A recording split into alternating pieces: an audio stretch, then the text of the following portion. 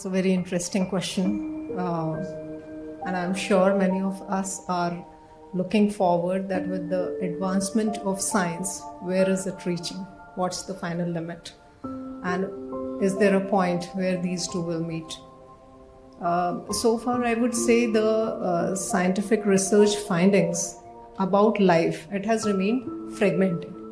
Why? Because a physicist will have his own view about science. A biologist will have his own view. Similar is with a psychologist, similar is with a genetic engineer. So when it comes to the question about life, there are fragmented and varied views. And so far, scientists, they were from different disciplines, they were finding it difficult to communicate this to each other. However, now there is a slight paradigm shift where all these disciplines are coming together to give a holistic view about science. So whether they will converge, whether they'll meet or not meet, I guess we'll take a quick sneak peek through, what are the basics. Let's understand, though Chanchalapati Prabhu has explained that in much detail. But let's, it's always said if a scientist is not able to explain the things in the simplest way, he has actually not understood about the subject. So I'll try and oversimplify because I understand there are many engineers sitting out here, but I coming from the biology background, I have tried to oversimplify certain things which are happening and certain advancements in the research. And let's see whether they are meeting or not meeting. So again, starting with the basics. From where does this word science come? It comes from a Latin word, which is scientia. And scientia means knowledge. The Sanskrit derivative of that is vigyan. Gyan, we all know, it's knowledge. But what does that V stands for? The V is derived from vikas or vistrit. Vikas is progressive and Vistrit is something which is vast. So it is considered as vast and progressive knowledge. Coming to spirit, it is again derived from the Latin word spiritus. And spiritus means to breathe. And here it means life. Again, the Sanskrit derivation is Adhyatmik Gyan. So Adhyatmik is again made up of two words. One is Adhi and one is Atmik. Adi means that is something inside, and Atmik, which is related to soul. Now, on the slide, these two look distinctly wide apart. However, the bridge which fills this gap is that both are endeavoring to know the truth. Whether it is science or it is spirituality, both the final endeavor is to know the truth. And when we talk about the truth, science again, as Professor Jog, in detail, he discussed that we are dealing with dead matter. So this is more about matter and material aspects, whereas spirituality is beyond matter. So it is transcendental. Going forward, both are motivated by curiosity. Both are motivated with the problem-solving approach and prediction. Even science likes to predict, and spirituality has a lot of predictions. So this is to deal more with the why, what, how, when, and where of the subject. Science more about what's in the body, what's outside the body, how every cell is programmed, how it is working, how is the functioning of environment around us, problems of pollution that we only have introduced, but now we are trying to find solution for it, and the other life forms, which includes everything, which is animals, microorganisms, birds, flies, trees, everything. And then the bigger aspect, which is the planets and the constellation. So it's not only in what synchrony it's existing in the universe, but how even these planets are affecting our life. That is where we start discussing the Shani and Mangal of our horoscope. That when am I going to get a job? When am I going to get the next promotion? Spirituality is again the bigger question. Who am I finally? If this body is dead matter, then who am I? Who is God? And then finally, what is the purpose of this life? As Chanchalapati Prabhu was also pointing that there is, the method of knowing the facts and science is slightly different. We love to believe only when we see something. So it's by the method of observation, exploration, investigation, or experimentation. When we get that data, when we get those scans, when we get those images, when we get those graphs, then we tend to believe. Whereas in spirituality, the knowledge flows through disciplic succession, which is, to understand simply, it is through Guru Parampara. However, here, belief comes first. That means the faith comes first, and as you move forward, the truth gets revealed. So the difference is one is the bottom-up approach, that keep doing experiments till you reach to the truth. And second is, the truth is already flowing down from generation to generation if you don't mutate it in between. So these are the two different approaches.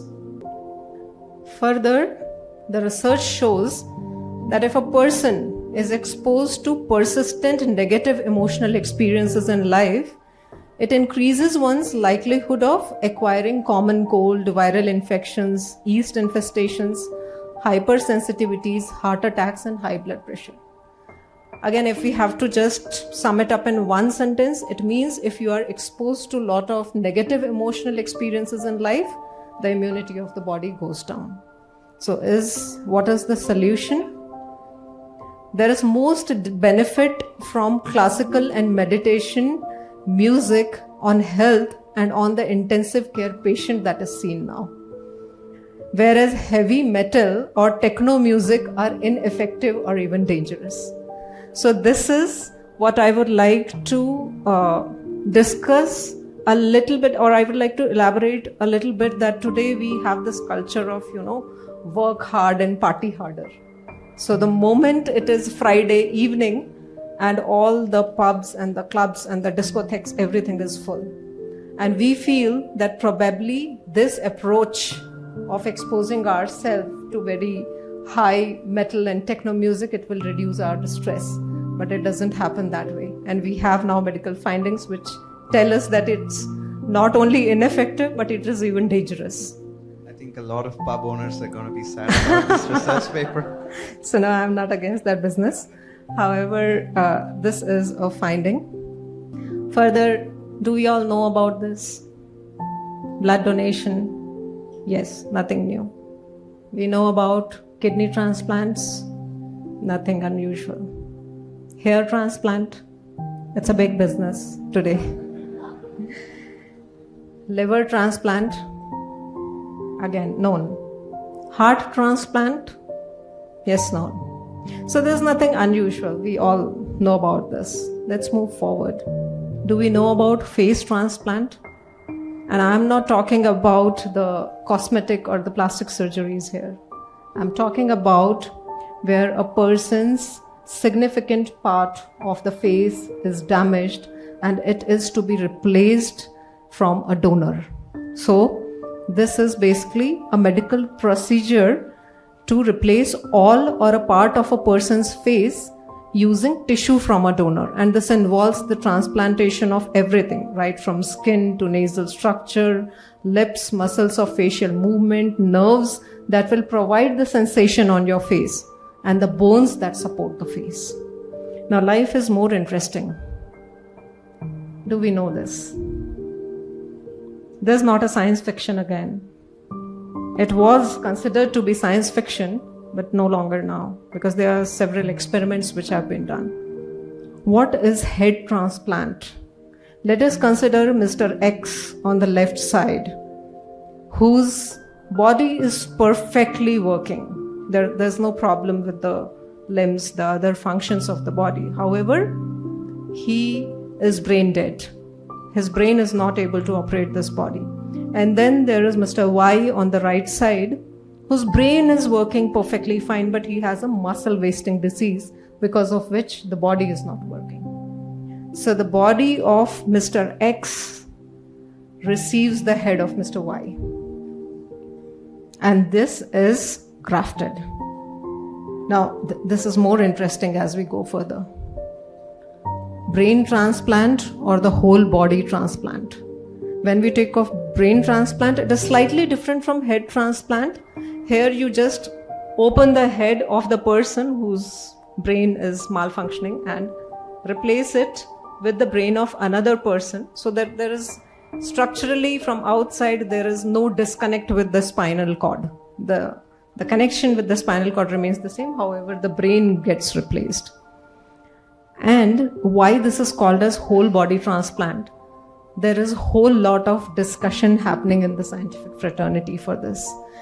And can you guess why this discussion? Sorry? No, I am not talking of even the technicality of the surgery. Technicality of the surgery, I'm sure the surgeons will be able to find a way. The bigger question is, what is the identity of the new person? Do I say it is new Mr. X, or it is new Mr. Y, or it is XY, or it is YX? How do we say that? The person says that I had a body which was perfectly working fine and I have just taken the brain. So it is as good as I have taken kidney from someone, I have taken heart from someone. And when we transplant heart, we don't have this identity crisis. But when we are transplanting this, we have identity crisis. And that is where the discussion on consciousness is coming. That where does the consciousness exist? What is that place of the mind for Mr. X and Mr. Y? And finally, what is it that is coming up? We don't have an answer for this today. However, I would like to leave all of you with certain thoughts. Do we know him? Yes? We know the story of his creation, right? Okay. Do we know him? Yeah, it is the person who did the transplant, they both are related to him. One is the son and second is the father-in-law. And this grafting, this transplant was done, I guess, I don't even have the count of time. But I am not drawing any conclusions. I just want all of you to think about it. Have we seen this missile? This was a very famous and popular news in the newspapers for a long time. This is a Hellfire missile, which is slightly different in its design. The missiles are designed that as it engages with the target, it will go and explode. But this was a specific design wherein the blades get deployed just before it engages with the target. It revolves at a high RPM and it actually slices through the target. And this was used to eliminate few extremists in the recent past. And this was considered as a big innovation. And on the grounds of consideration of peace, it was considered that it will prevent. And again, one of my favorite examples which remain from the industry, which I have been always related to. The research analysis shows that milk and dairy products, they are valuable food. They belong to foods with high nutritional density. And all that discussion that vegetarians, they have, lack of vitamin B12 or we are deficient, but it is more because of the eating habits which we have developed. It's not that we didn't have a source. Now there is enough research to support that this is a significant source of calcium, vitamin B12, and even these dairy product ingredients are very well absorbed in the body. So even the bioavailability was never a question.